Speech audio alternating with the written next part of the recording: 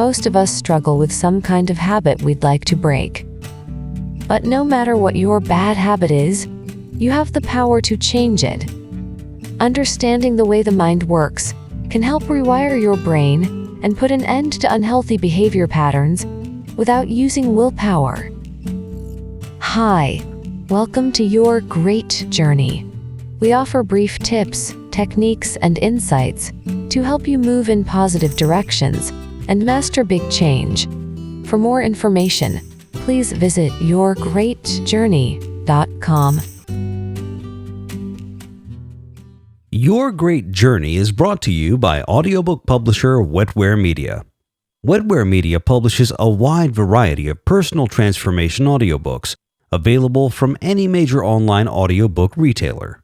For more information, please visit wetwaremedia.com. That's WETWAREMEDIA.com. Today we're talking with psychologist and coach Dr. Amy Johnson about her best-selling audiobook, The Little Book of Big Change, the No Willpower Approach to Breaking Any Habit. This audiobook offers a groundbreaking new approach to lasting change. In today's conversation, Dr. Johnson shares her story with breaking bad habits and offers tips that will help you stop your bad habits in their tracks.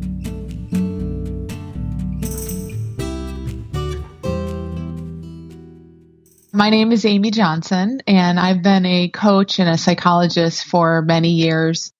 I found myself in the middle of a binge eating habit that felt completely out of control for me. So I was really stuck in this habit, knowing everything I know about psychology and spirituality and self-help and even helping other people through very similar things. I was just really kind of in a corner myself. I could not see how to see around this and get out of it. So I was in and out of this habit for the better part of 8 years. And I came across an understanding first about how the brain works. And it really quickly just kind of said, our brain gets into habits. Our brain puts out these signals for, do my habit. And we don't have to listen to that. There's something bigger in us that gets to veto that, basically, that decides whether we give in or we don't give in. I had a huge insight from that because I was feeling, a lot of people caught up in habits and addictions I was feeling like I had to do that. And then I kind of went on to study a bigger, broader spiritual understanding that I'll share more about. And it really just filled out this picture for me. And I essentially walked away from this 8-year habit really quickly and quite easily. And so that inspired me. I started teaching these ideas to my clients, and I wrote the book, The Little Book of Big Change, really about that understanding. So the spiritual side of this, what I initially heard was really just about the physical brain. And then as I started to look more into, okay, what's true of all of our human experience? If it works this way, if my brain can have a habit and send out these really painful, really uncomfortable urges at times to just go eat, it feels like life or death. And it's the same. Anyone who's had any habit or addiction knows, whether it's for shopping or gambling or drinking or anything, even like jealousy, even anxiety, we get so caught up in our experience. So our brain does that. And I really saw how the physical brain is just wired to do that. It's just a machine and it's just doing what it thinks is best. And then in the bigger sense, I started to see from my spiritual teachings, wow, all of our human experience, it all comes through a brain. Every thought, every feeling, every memory, every sensation, even physical sensations. And if my lower brain can tell me, go eat, but I don't have to listen, well, then any thought I have, any feeling I have, it can be there. It can be brought to life and feel so real. But before long, it's also going to change. There's just such a natural flow to all of human life that we feel stuff, it's brought to life, and then it changes.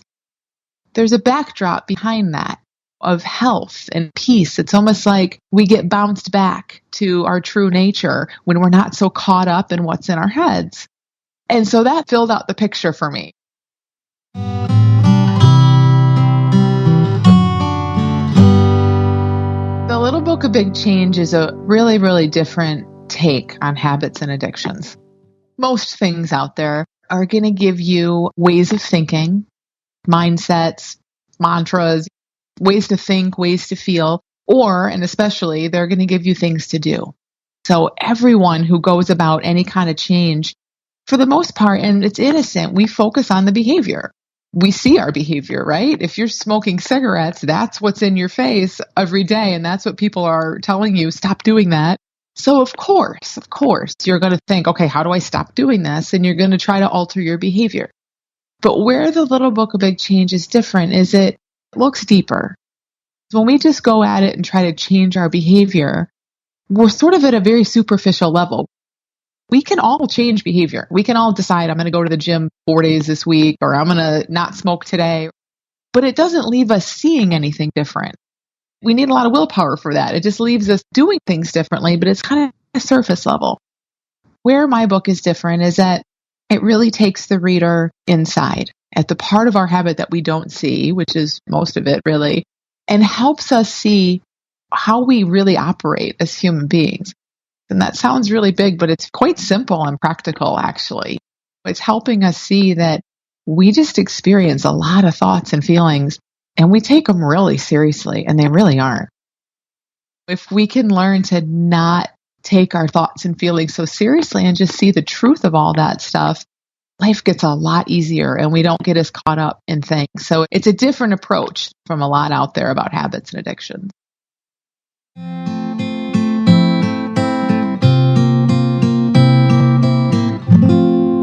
The pitfall of willpower, there are a few, but one is that it's an exhaustible resource.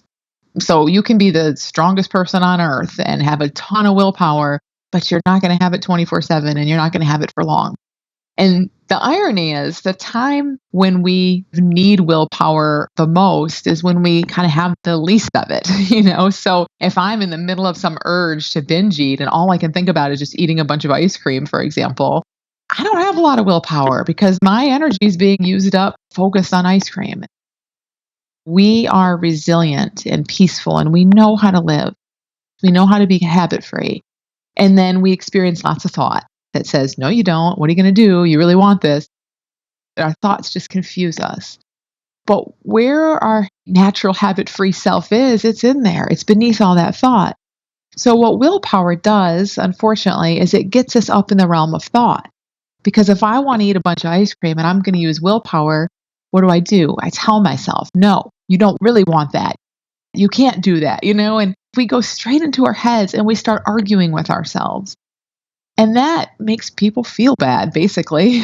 And when we feel bad, we want our habits more because our habits are there to help us feel better. Yeah, it's kind of ironic that we use willpower so much, but it really makes sense that we can use it for a short period of time, and sometimes we do see some very quick results, and that gets people very excited.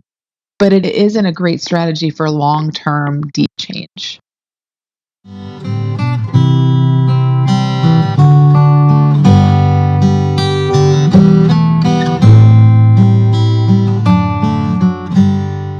So easy when we've been doing something for a long time and feel really lost and really caught up in it to make that part of our identity.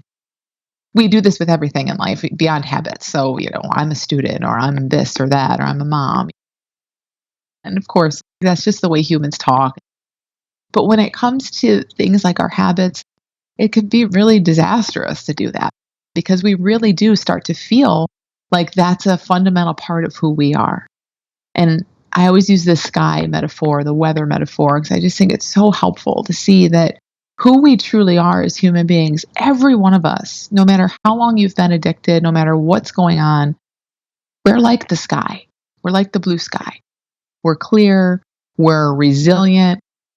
Weather comes through, sometimes really horrible weather, really, really painful weather, like tornadoes come through and they create a huge commotion. But the sky isn't affected. It's not like the sky is saying, oh no, I'm a tornado.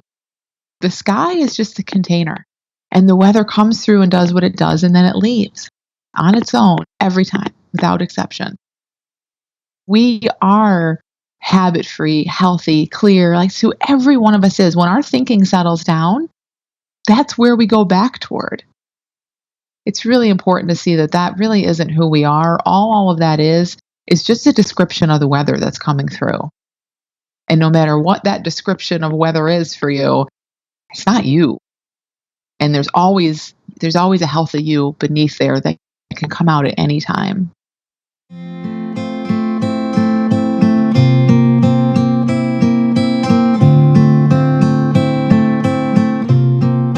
We all have lots of habits.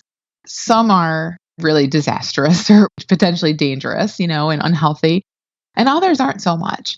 But I think it's interesting and important to see that as human beings with brains, we are creatures of habit. Our brain is in the habit of telling our heart to beat all the time, which is a really good habit. So we like habits. Habits themselves are not the problem. It's just that when we face times in life when we're caught up in the weather, we're caught up in our own thinking, and we're feeling really bad, and we do something to try to feel better, or we stumble upon something that makes us feel better, then our brain remembers that. It's a totally adaptive thing. Your brain is thinking, whoa, she or he felt awful. Then they took a drink, or they went shopping, or they did this or that, and now they feel better. Let's remember that. It's so innocent and it's helpful, really. But we misunderstand our experience, and then we start thinking, oh, I need this outside thing in order to feel better.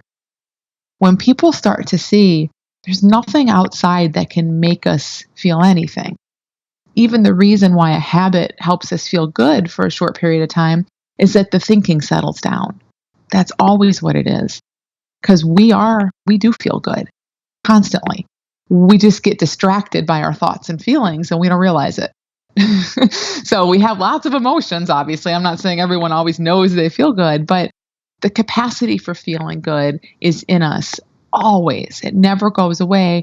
It's just either we're feeling that because there's a clear channel and we're just without a lot on our mind, or our minds are really crowded and cluttered and we're feeling that. We're feeling our thinking rather than our true nature. Habits start in all kinds of ways, but essentially it's always just a way that we're looking to feel better, and then we misunderstand our experience, so it starts to take root from there.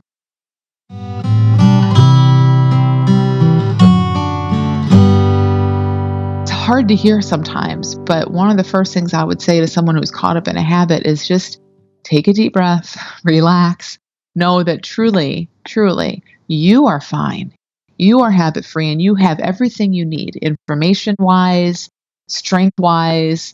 You're just caught up in surface level thinking and feelings that feel super, super real. They do to everybody. That's just how our experience feels. But the more you see, okay, all my thoughts and feelings and cravings and urges and all of this stuff, it's like weather passing through. And I don't have to give into it all. It gets a lot easier. You don't need more information. You need to just let your mind settle down. And that insight and the common sense really is within you.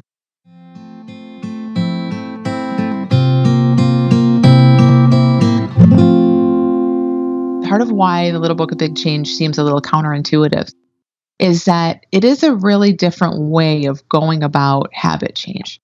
I describe it a lot using the example of an iceberg. So an iceberg, we see maybe 10% of it that's visible, and that's really big. But we don't see there's like 90% of it that's underwater. When we think about our habits, again, we kind of go to the tip of the iceberg, the behavior, and we do a bunch of stuff to try to change it. It's like trying to beat away at the tip of an iceberg, thinking, I'm going to make this thing go away with a chisel or something. And that takes a lot of work. Like, we can do it. You might make a dent in it, but man, it takes a lot of work. And you're missing the point. You're staying on the surface. So this understanding helps people change really from the inside out. When we see that we're habit free, and the only time our habit's there is when our thinking is all jacked up, and we can just let our thinking settle down, it starts to shift things from the inside out. And it doesn't take massive action. You have a sea change, like you see life differently.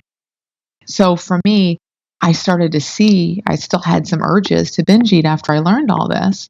But I started to see, oh, I'm feeling all kinds of stuff, but I know about this. This is temporary. This settles down on its own. I don't want to act on this. I just saw it differently because I had some real insight. So that's one of the ways that it's really different and really counterintuitive. Thanks for listening to this episode with psychologist Dr. Amy Johnson. Dr. Johnson's audiobook, The Little Book of Big Change, is available wherever audiobooks are sold. Your great journey is brought to you by audiobook publisher Wetware Media. Wetware Media publishes a wide variety of personal transformation audiobooks available from any major online audiobook retailer. For more information, please visit wetwaremedia.com. That's WETWAREMEDIA.com.